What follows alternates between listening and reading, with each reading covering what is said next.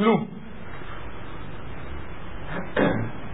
קורה פה רק דבר אחד, זה ההתחרדות של הרבה מאוד ציבורים בעיר, וההתחרדות היא התחרדות שאני פוחד לדבר עליה, כי מי שמנצל את המצוקה האמיתית זה העמותות של ש"ס בעיר, ועל זה יש לי ויכוחים קשים מאוד עם הנציגים שלהם, כי על כל מקום שמתפנה הם לוקחים אותו, מקימים איזו עמותה פרטית, מביאים, לא יודע מאיפה יש להם כסף, לוקחים את הילדים האלה, המסכנים שלא מצליחים לקבל טיפולים, הופכים אותם לדתיים, שחורים, ואתה רואה שם המשפחות שהקשר שלהם לדעת הוא כמו, אבל המצוקה מובילה אותם לזה, אין להם, כשאני מדבר עם ההורים, אין להם שום קשר. אתה יודע, פגשתי חבר טוב שלי, שהקשר שלו לדעת הוא כמעט ולא קיים, כי הוא יהודי טוב, אבל הוא לא דתי.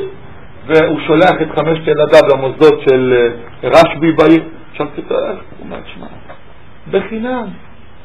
הדבר הזה מסתדר לך, שמע, הילדים, הוא אומר, אני פוטרתי מהעבודה, אשתי לא עובדת, אין לי כסף, זה המצב. עוד נתון, למעלה מ-56% בעיר נזקקים לשירותי רווחה, שזה בהחלט מצב שהוא קשה מאוד. שירותי הרווחה בעיר כמעט וקרסו לגמרי, אין עובדי רווחה, ואני אשמח מאוד שאם כמה מכם אחרי שילמדו יחזרו לפה כעובדי רווחה, העיר הזאת זקוקה לחבר'ה טובים.